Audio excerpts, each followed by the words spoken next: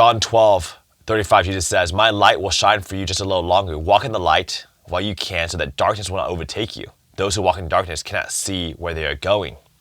It's never easier to fall into a trap or an ambush than when you're in the dark. And this is why when Jesus was in the Garden of Gethsemane, he told his disciples, "Watch and pray so that you will not fall into temptation. The spirit is willing and the flesh is weak." And what's crazy is the disciples say, "Jesus, we will never leave you.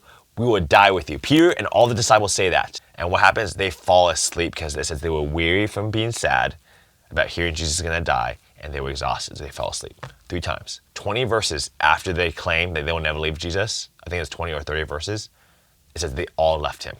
They all fled. Because why? When we give into our flesh, we walk in the weakness of our flesh, and we will be beaten by temptation every time. And the problem is the willingness of the Spirit, of what the Spirit wants to do. It requires us sometimes doing what we don't want to do. They did not want to pray. They wanted to sleep. But because they slept and did what they wanted, they couldn't do what they ultimately wanted for Jesus. If we have problems with purity, whether it's sexual, whether it's habitual, it's not just about what you do at the point of temptation. Jesus says, watch and pray so that you will not fall into temptation when the test comes. Are we people of prayer? Are we people of his word?